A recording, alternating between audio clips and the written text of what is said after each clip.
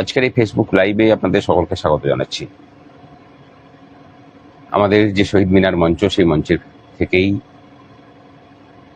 আজকে মূলত বিভিন্ন ক্যাটাগরির যারা অস্থায়ী কর্মচারী আছেন, এনএসকিউএফ এর শিক্ষক শিক্ষিকা, মানে আমি শুধু একটা নাম বললাম, এই যে এনএসকিউএফ এর শিক্ষক শিক্ষিকা যারা, তারা মূলত কেন্দ্রীয় যে প্রজেক্ট, সেই প্রজেক্টে তারা চাকরি করেন, তাদের নিয়োগটাও হয়েছে সেভাবে, এবং এখানে যে যে নামে তারা নিয়োগপ্রাপ্ত হয়েছেন গোটা ভারতবর্ষ জুড়েই এরকম পদেই নিযুক্ত হয়েছেন। সমস্যাটা হলো গোটা ভারতবর্ষের বিভিন্ন রাজ্য তাদেরকে একরকম বেতন কাঠামো দেয়, আর পশ্চিমবঙ্গে এমন বেতন কাঠামো প্রদান করে যা যত দিন যাচ্ছে তত কমতে থাকছে। শুধু নয়, বেতন অনিয়মিত শুধু নয়, দেশের মধ্যে সব থেকে কম।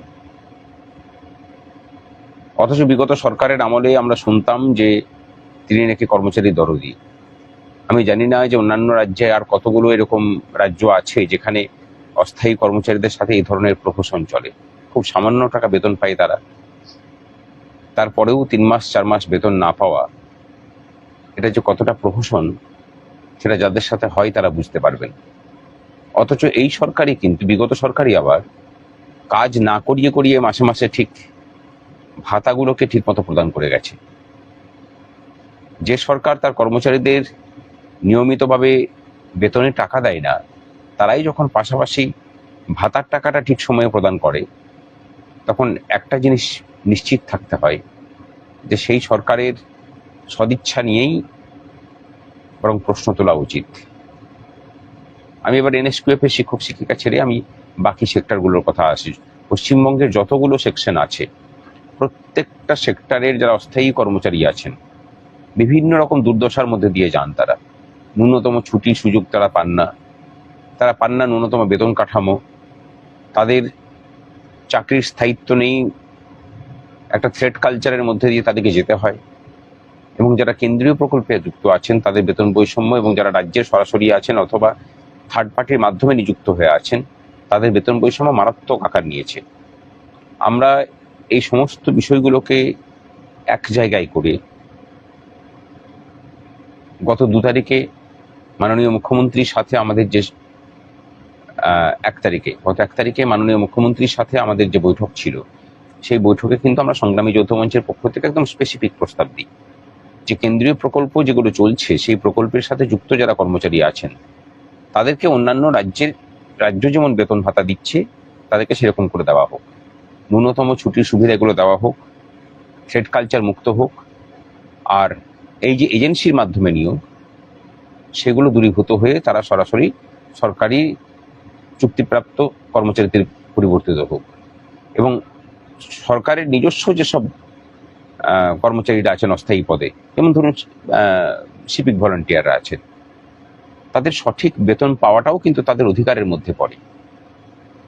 নতুন সরকারের কাছে আমাদের প্রত্যাশা অনেক, বিশেষ করে তখন যখন এই সরকার মানুষকে কোনো কর্ম না করার পরেও 3000 টাকা করে অন্নপূর্ণা ভাতা দেয়। তখন তার উল্টো দিকে দাঁড়িয়ে এই সরকারটাকে যারা কাঁধে চাপিয়ে তার মেধা, তার শ্রম দিয়ে, তার নিষ্ঠা দিয়ে সরকারটাকে চালিয়ে নিয়ে যাচ্ছে, তাদের প্রতিও সরকারের সহানুভূতিশীল হওয়া প্রয়োজন। আমরা দাবি জানাচ্ছি যে এই অস্থায়ী কর্মচারীদের সাথে এই ধরনের প্রহসন বন্ধ হোক, তাদের চাকরির যাতে স্থায়িত্ব থাকে তার প্রচেষ্টা করুক সরকার, এবং সঠিকভাবে সঠিক ট্যালেন্টগুলোকে ব্যবহার করার দিশা নির্দেশ সরকার ঠিক করুক। আমার মনে হয় তাতে রাজ্যটা বাঁচবে, রাজ্যবাসী বাঁচবে। আর পরিশেষে বলি যে খুব সহজেই কিন্তু এদের সমস্যাগুলোর সমাধান করতে পারা যায়। যেটা প্রয়োজন সেটা হলো প্রশাসনের ভিতরের সদিচ্ছা। এই সদিচ্ছা আসুক, অস্থায়ী কর্মচারীদের যে সংকট, সে সংকট কাটুক, তাদের চাকরির স্থায়িত্ব আসুক, চাকরি অন্তে তাদের পেনশনের ব্যবস্থা হোক। কয়েকদিন আগে দেখেছেন যে সুপ্রিম কোর্ট বলেছে যে অস্থায়ীভাবে কাজ করলে পরে তাদের পেনশন পাওয়ার অধিকার আছে, এই সমস্ত সুযোগ সুবিধা তাদের প্রতি প্রদান করা হোক, এটুকুই চাই। এর জন্য যে লড়াই করতে হবে আমরা করার জন্য প্রস্তুত। আপাতত আমরা ঠিক করছি যে সমস্ত স্তরের অস্থায়ী কর্মচারীদেরকে নিয়ে একটা কলকাতায় একটা মিটিং করা, তাদের সমস্যাগুলোকে সরাসরি শোনা, সেই নিয়ে আমরা কিভাবে কাজ করতে পারি সেই সমস্ত কিছুগুলোকে নিয়ে আমরা একটা প্রচেষ্টার মতো করব। আর এনএসকিউএফ এর শিক্ষক শিক্ষিকাদের আবার নতুন করে, শুধু এনএসকিউএফ এর শিক্ষক শিক্ষিকা না, বিভিন্ন দপ্তরের নতুন করে টেন্ডার করা হচ্ছে থার্ড পার্টির মাধ্যমে। নতুন সরকারের কাছে বলবো, এই থার্ড পার্টির যে অত্যাচার এবং এখান থেকে যে টাকা লিকেজ সেটা বন্ধ হোক। এই থার্ড পার্টির যে নতুন করে আবার চুক্তি ভিত্তিতে যাওয়া, এগুলোকে বন্ধ করা হোক।